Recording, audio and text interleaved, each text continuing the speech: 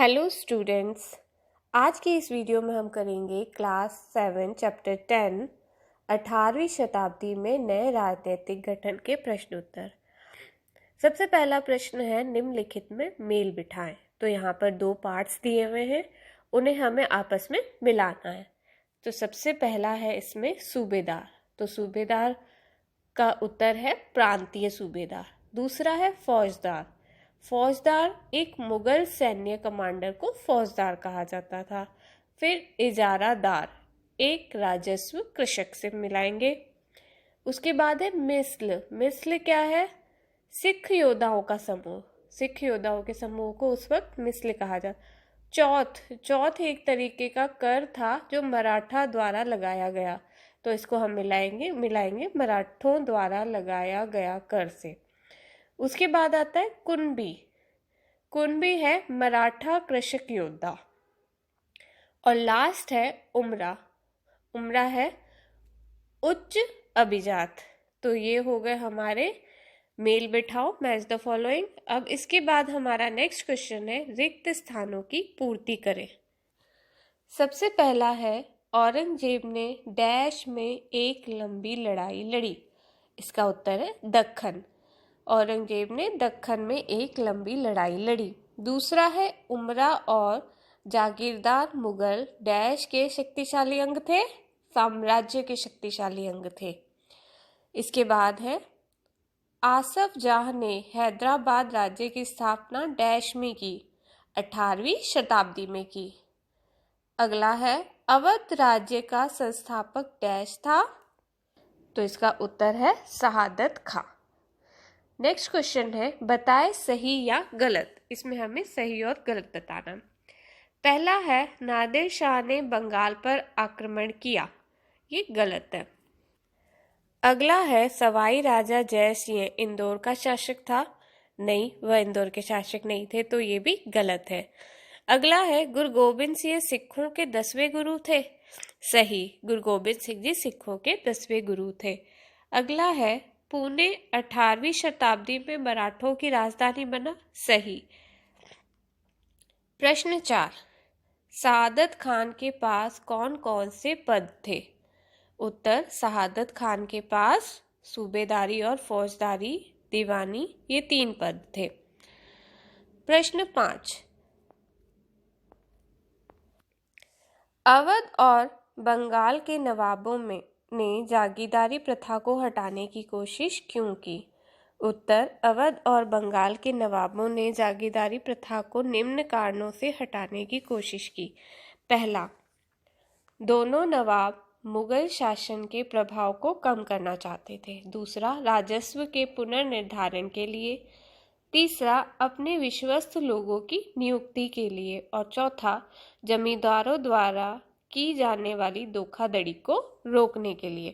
प्रश्न 6, 18वीं शताब्दी में सिखों को किस प्रकार संगठित किया गया?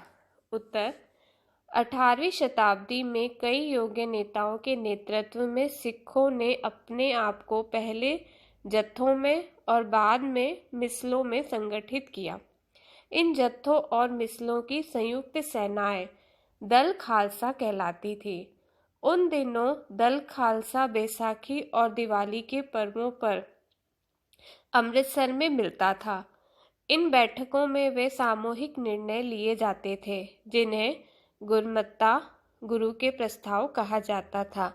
सिखों ने राखी व्यवस्था स्थापित की, जिसके अंतर्गत किसानों से उनकी उपज का 20% कर के रूप में लेकर बदले में उन्हें संरक्षण प्रदान किया जाता था। प्रश्न 7, मराठा शासक दक्खन के पार विस्तार क्यों करना चाहते थे? उत्तर मराठा शासक निम्न कारणों से दक्खन के पार अपने साम्राज्य का विस्तार करना चाहते थे। पहला, मराठा सरदारों को शक्तिशाली सेनाएं खड़ी करने के लिए संसाधन मिल सके। दूसरा, एक बड़े क्षेत्र पर शासन स्थापित करने के लिए। तीसरा, उत्तरी मैदानी भागों के उपजाऊ क्षेत्रों पर नियंत्रण स्थापित करने के लिए। और चौथा, अधिक से अधिक क्षेत्रों से चौथ तथा सरदेशमुखी वसूल करने के लिए। प्रश्न 8, आसफ जाह ने अपनी स्थिति को मजबूत बनाने के लिए क्या क्या नीतियां अपनाई? उत्तर, आसफ जाह द्वारा अपनी स्थिति को मजबूत बनाने के लिए अपनाई गई नीतियां। पहला, आसफ जाह अपने लिए कुशल सैनिकों तथा प्रशासकों को उत्तरी भारत में लाया था। दूसरा, उसने मनसबदार नियुक्त किए और इन्हें जागीरें प्रदान की। तीसरा, हैदराबाद राज्य पश्चिम की ओर मराठों के विरुद्ध और पठारी क्षेत्र के स्वतंत्र तेलुगु सेना नायकों के साथ युद्ध करने के लिए भी कूटनीति का सहारा लिया। प्रश्न 9, क्या आपके विचार से आज महाजन और बैंकर उसी तरह का प्रभाव रखते हैं जैसा कि वे 18वीं शताब्दी में रखा करते थे? उत्तर, हमारे विचार में आज महाजन और बैंकर उस तरह का प्रभाव नहीं रखते, क्योंकि 18वीं सदी में महाजन और बैंकर निम्न तरीके से राज्य को प्रभावित करते थे। पहला, राज्य ऋण प्रदान करने के लिए स्थानीय सेठ, साहूकार और महाजनों पर निर्भर रहता था। दूसरा, साहूकार महाजन लोग लगान वसूल करने वाले इजारेदारों को पैसे उधार देते थे, बदले में बंधक के रूप में जमीन रख लेते थे। तीसरा, साहूकार महाजन जैसे कई नए सामाजिक समूह राज्य के राजस्व प्रणाली के प्रबंध को प्रभावित करने लगे थे। इसके अलावा कुछ और पाठ्यगत प्रश्न हैं जो इस तरह हैं। पहला, औरंगजेब के शासनकाल में किन किन लोगों ने मुगल सत्ता को सबसे लंबे समय तक चुनौती दी? उत्तर, औरंगजेब और उत्तर भारत के सिखों, जाटों और सतनामियों, उत्तर पूर्व के अहोमों और दक्कन में मराठों के विद्रोह का सामना करना पड़ा। मराठों ने औरंगजेब को काफ़ी लंबे समय तक चुनौती दी थी। प्रश्न 2, अपने राज्य को सुदृढ़ करने की कोशिश में मुगल सूबेदार दीवान के कार्यालय पर भी क्यों नियंत्रण जमाना चाहते थे? उत्तर, दीवान ही राज्य के विभिन्न क्षेत्रों से कर वसूल करता था। राज्य के आय का मुख्य स्रोत राजस्व व्यवस्था ही था, इसलिए मुगल सूबेदार अपने राज्य को सुदृढ़ करने के लिए दीवान के कार्यालय पर भी नियंत्रण जमाना चाहते थे। प्रश्न 3, खालसा से क्या अभिप्राय है? उत्तर, खालसा का शाब्दिक अर्थ है शुद्ध। खालसा पंथ के संस्थापक गुरु गोबिंद सिंह जी थे।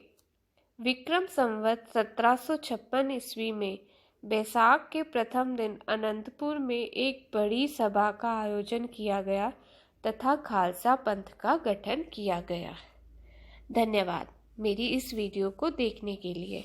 अगर आपको वीडियो पसंद आई हो तो प्लीज़ वीडियो को लाइक कीजिए, चैनल को सब्सक्राइब कीजिए, ज़्यादा से ज़्यादा शेयर कीजिए। मिलते हैं अगली वीडियो में अगले चैप्टर के साथ। तब तक के लिए धन्यवाद।